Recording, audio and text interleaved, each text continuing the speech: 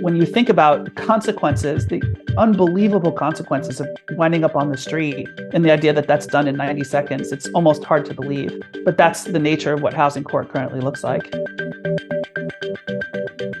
Welcome to New Thinking from the Center for Justice Innovation. I'm Matt Watkins. In most places across the country, you can lose your children, your home, your immigration status, all without the state giving you the right to a lawyer. In our last episode, we talked about the Supreme Court's Gideon decision. 60 years old this year, it enshrined the right to a lawyer for any poor person facing prison time. That right has proved far from a guarantee of effective representation, but when it comes to civil cases, even that right on paper usually doesn't exist. Today, we're going to look at how that absence plays out in one high-stakes forum, housing court. And we're going to hear about efforts across the country to guarantee lawyers for people facing eviction. This is the second in our three-part series on the anniversary of Gideon. And the decision, as we talked about in that last episode, was both sweeping and critically incomplete. For the civil side, there's pretty much zero chance of anything similar emerging from the current Supreme Court. But looking at how Gideon has played out, it's not even clear that would be desirable. The battle for civil representation is instead being fought by local tenants and organizers, responding to local demands and facts on the ground. It's piecemeal, it's slow, but it's also working. Here's our documentary, Uncivil Justice. Because I could not afford an attorney for this long to do this. This is a lot. This is a long process, and we're still going through it. We're not even halfway done yet. Chantal arrives for her meeting with her lawyer, lugging a tote bag stuffed with papers. That's far from the only weight she's carrying. Chantal and her mom were rent-stabilized tenants in the same Brooklyn apartment complex for almost 50 years. 2 years ago, her mother died. From her hospital bed, her mother kept asking Chantal if her lease had been renewed.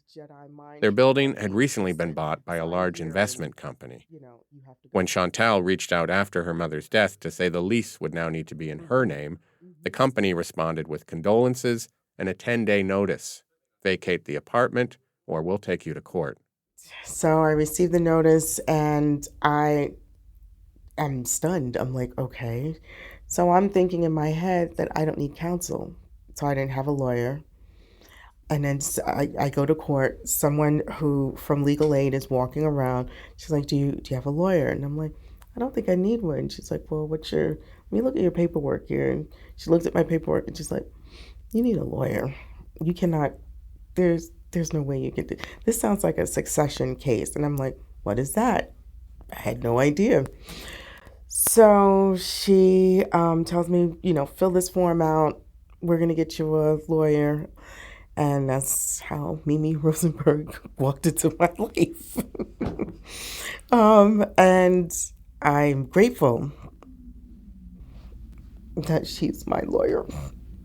She cares about me a lot. Yeah. Sitting beside Chantal, Mimi Rosenberg passes over some tissue. An attorney with legal aid, Rosenberg has been representing tenants like Chantal for almost 40 years. As one of her younger colleagues told me, Mimi knows everyone in Brooklyn. Rosenberg recently put in her papers to retire. Then, deciding there was still too much to do, she tried to take it back. I believe in a diverse city. I believe in inclusion and equality. And I think it is in a state of absolute threat. And I don't think I'm entitled to rest yet. The threat to Chantal's rent-stabilized apartment comes from her building's new owners, and from real estate listings describing where she grew up as Brooklyn's most sought-after neighborhood. Units that used to be rentals are being glossily renovated. A two-bedroom like Chantal's recently sold for just under $1 million.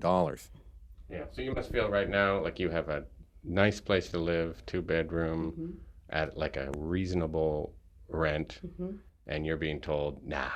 Exactly. You can't stay here. No. You don't live here. Like, to have somebody tell you that you don't live. Like, I've lived in this area since 1975. It's called a succession case. The company that now owns Chantal's building argues she can't legally take over her mother's lease. This would mean the end of the unit's rent-protected status, freeing it for the full condo makeover. Succession cases are enormously complicated, and often that's felt like the point. Ordinary tenants with no right to a lawyer had little chance of fighting them. I'm glad I have a lawyer. I'm definitely grateful for that because I would not be able to navigate the housing court system at all. Like it's like speaking another language. Half the time I have no idea what Mimi is saying or doing, or like she'll tell me she's gonna go meet with the opposing counsel and discuss this and this, and for her it's like English. For me it's like, what did she just say to me? I have no idea. So local organizing is a big reason why Chantal has Mimi as her lawyer and has her for the many months this case is going to take. 6 years ago, after a grassroots campaign, New York City passed the first right-to-counsel law in the country for tenants facing eviction. It's underfunded and overburdened, critically, say the service providers, but Rosenberg says even so, it's prevented thousands of evictions. And so if you don't have an attorney, there is no way that you can flesh out the defenses, the affirmative defenses, the counterclaims that may enable you to prevail or at least to live to fight another day. Witness the enormity of the numbers of people who are homeless and people who are homeless and on the street as well. Almost all of them, you can be assured, never had counsel and may have had really good cases that could have been presented, but there's no way a layperson can joust with a educated, trained lawyer from the other side. New York City's law has inspired similar efforts across the country, and we're going to hear more about some of those. But for now, let's focus on those educated, trained lawyers representing landlords, and only landlords, in most jurisdictions across the country.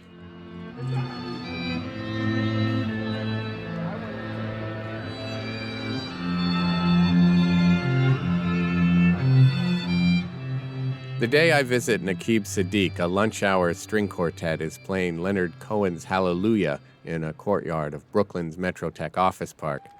Siddiq is the director of the housing unit at Legal Aid's Brooklyn neighborhood office. At the time we spoke, Legal Aid was in a dispute with its own landlord, and Siddiq and his colleagues were working out of a trendy WeWork-style space.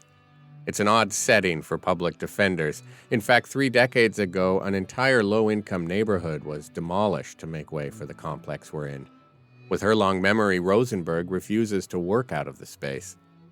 For Siddiq, prior to right-to-counsel being passed, it was clear who Housing Court was operating for. It was run by attorneys, a small number of attorneys. The landlord attorneys. The landlord attorneys, certainly, and who were, naturally came to know the judges quite well, and vice versa. I'm not suggesting that there was anything necessarily inappropriate, but it was very much like it's what you might find in a small town. I'm a Brooklyn guy, but I've once in my previous life I got to observe court proceedings in like rural Pennsylvania. I sometimes reflect on how it felt a little like that. Everybody sort of knew each other, except that you didn't. You could tell that everybody knew each other. They didn't know you. Certainly they didn't know your client.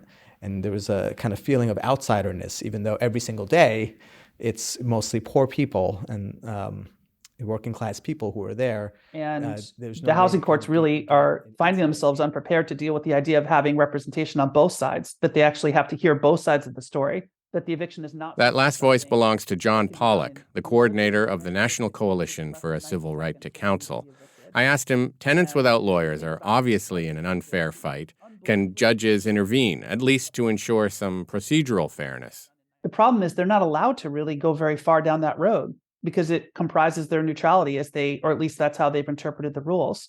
We do see some judges, pushing as far as they can along those lines, whereas the ethics rules allow. And then the opposite is you have cases, and I'm not talking about a few, but you have cases where the pleadings are obviously defective. The landlord has not filed something with the pleading that's required by law, and the judge does not, they do not act. They do not see that and then say, landlord attorney, this is obviously defective. You need to refile it. It needs to start over. They don't do that. They wait for the tenant to, and the tenant does not know to do that. So it doesn't happen. So that's obviously there's no real gatekeeping.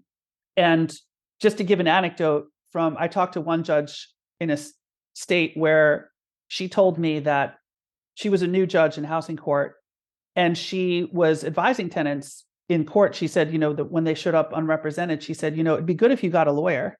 And one of the senior judges pulled her aside and said, you're not allowed to say that.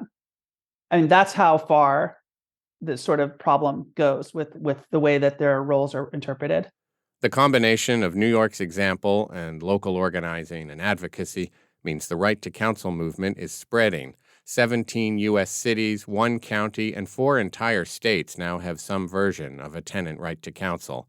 So what happens when renters facing eviction get lawyers? John Pollock again. Tenants who are not represented lose almost automatically if they actually have the ability to appear in court and not be completely overwhelmed by the process that really does crush so many people into the ground. With counsel, what we're seeing from the right to counsel programs is nothing short of staggering. In New York City, 84% of the tenants are remaining in their homes.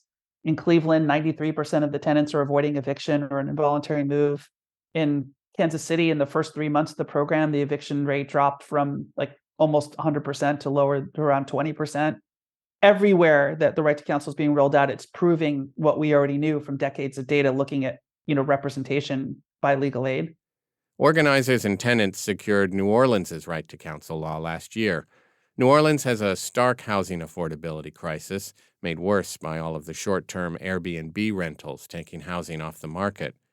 Yassine Frank Southall is a housing organizer with Jane Place Neighborhood Sustainability Initiative. Like Pollock, he says the effect of the right to counsel law has been dramatic. Every person we talk to, they're going to court, they're talking with a lawyer. It's very, very effective in keeping people housed. We see less cases of people calling us and going I was evicted, especially when people are legally within the right or their landlord has concocted some excuse to evict them that's totally bogus. People are fighting back. And we have more people contacting us about, hey, I had this situation happen to me and I want to stay in my house. I stopped my landlord once. What can I do to prevent this again? It's a huge shift in how people are engaging with us, and it's wonderful and beautiful. People are fighting back. Let's stay with that thought for a moment. With organizing, there's a strategic long haul to it, where a community is committed to each other to build power to win what they want to win within 5, 10... Mason Andrew Kilpatrick, or Mac, was an organizer with KC Tenants when we spoke. KC Tenants is Kansas City's citywide tenant union. It helped to lead the successful fight for Kansas City's right to counsel law 2 years ago. As with other jurisdictions with these laws, outcomes for tenants in housing court have pretty much flipped. Where once eviction was the norm, now it's people staying in their homes. But for Mac, right to counsel is about more than just courtrooms. I asked Mac what led KC Tenants to start its organizing around the law. We realized that this was necessary because we had realized within our union we were losing a lot of leaders and a lot of neighbors, friends, and family by eviction. We noticed a lot of folks were becoming homeless because of this. In Missouri, it's legal to basically discriminate against someone with an eviction for up to 7 years. We had families and friends, single mothers of multiple kids, basically being sentenced to homelessness for 7 years and more. And the weight of that emotionally was getting too much. The other strategic part that we considered was that in the state of Missouri, when you face an eviction, chances are you're probably going to be evicted. And there weren't any protections, and it's not easy to find a lawyer. And because tenants know that, there's a lot of fear in organizing and fighting back against landlords because they knew how easy and how cheap it is to file an eviction in the state. They knew how easy it is to lose and be evicted. It was really hurting our ability to organize and build new members and leaders and unions within the city. When I'm out on the field having one-on-ones with folks and asking tenants if they're interested in organizing against their landlord, the one thing that was always stopping them was, I can't afford a lawyer, and if they evict me, I lose my home. And I'm not going to lose my home. This is everything to me. So I'm not going to participate. So when we combined that strategic element and then this deeply emotional element to it, we knew that this was like a call that made a lot of sense. And we've noticed that change since passing tenants' right to counsel. Several more tenants unions have been popping up. A lot more tenants are educating My home themselves is about their everything to rights, me. and specifically Housing the right to advocates will counsel. tell you that's true in more ways than one. Eviction triggers the loss of more than just a roof over your head, and the weight of those losses is not being equally felt. Here's Mac again. And with tenants' right to counsel, we knew from our research that it was older Black women that were the most impacted by evictions. Many folks in our base are older Black women. And we knew that this couldn't be a process where advocates, academics, or lawyers, who are usually mostly wealthier and white, should take the lead and charge on this. We knew this For had John to be Pollock, a with the National Coalition for a empowered Civil Right to process. Counsel laws need to benefit most the people who've suffered most from their absence. This is where Pollock says the role of organizers has been so essential. They take a broad view of how power operates. One of the primary motivators for us and many others is looking at who it is that's facing these proceedings. And it's people of color everywhere. That, for us, is extremely important to recognize that the justice system is letting them down and letting them get crushed under the wheel, under the boot of essentially the housing courts. And the way that race affects the way right to counsel works also can't be ignored. We have to make sure not just that we get the money, not just that we hire a bunch of attorneys, but that the delivery of the right to counsel furthers race equity too. It has to be done in a way that reaches people, that actually reaches all communities, especially ones that may have been more disempowered, less likely to engage than others because of how long they've been crushed by the system. There's like a through line all the way from who are you bringing into the movement?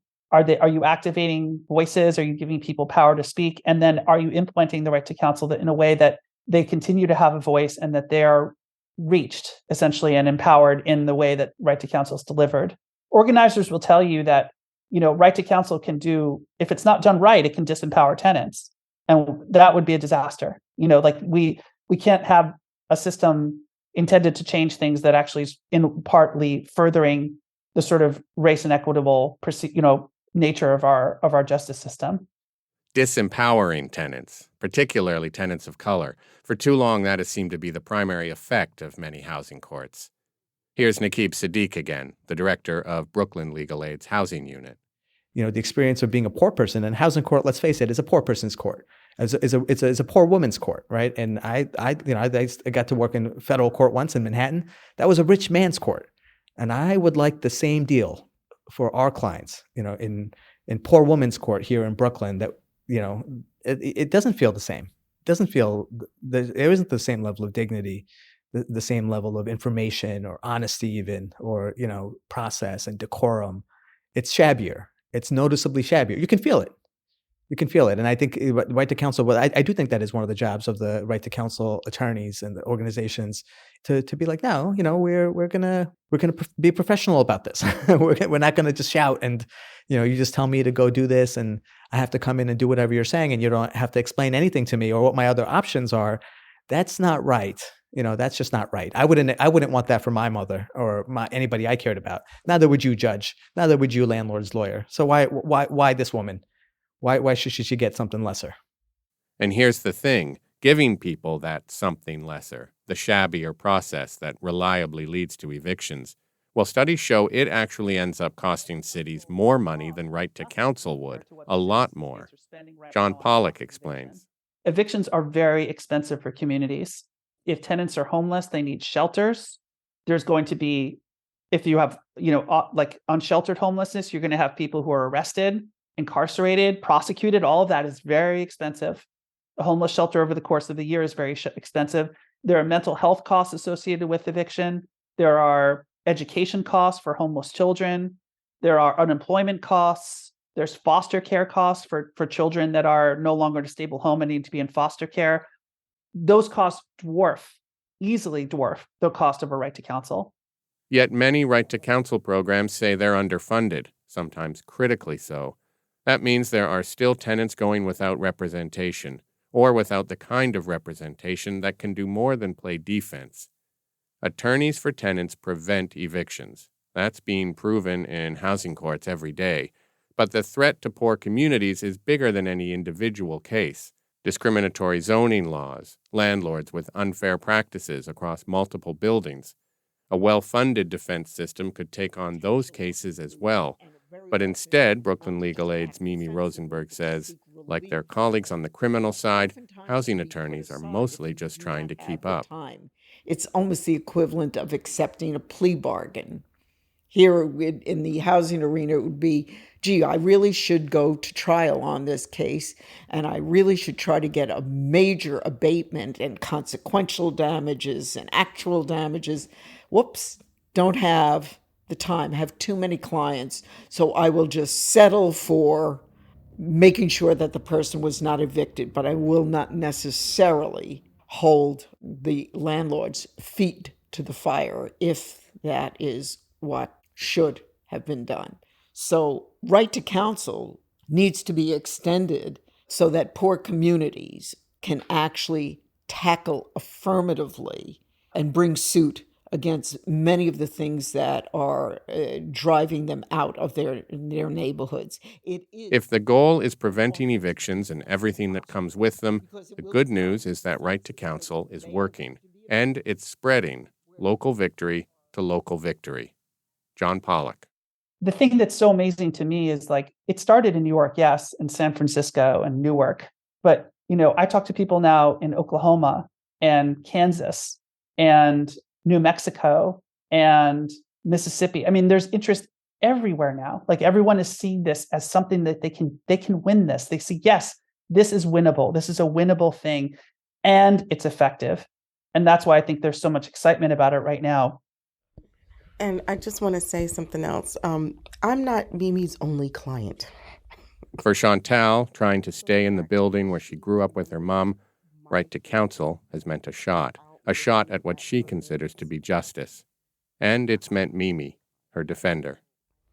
So the fact that she remembers my case without looking at her notes, I don't know what her caseload is. It has to be heavy. And the fact that she takes the time to explain and review and connect, not every lawyer would do that. So. Well, did you know she was supposed to retire last week? She can't retire. She has one more. She has one more case. She can retire after me, okay? Mimi did retire shortly after this was recorded, but not from Chantal's case or any others she was defending. Chantal's case goes to trial next month. Mimi Rosenberg, her now volunteer tenant counsel, will be standing right beside her.